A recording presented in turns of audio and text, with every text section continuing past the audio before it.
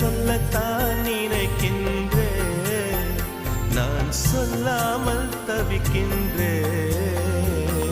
செம்பருத்தி பூவே செம்பருத்தி பூவே உள்ளம் மல்லி போனாய் நினைவில்லையா?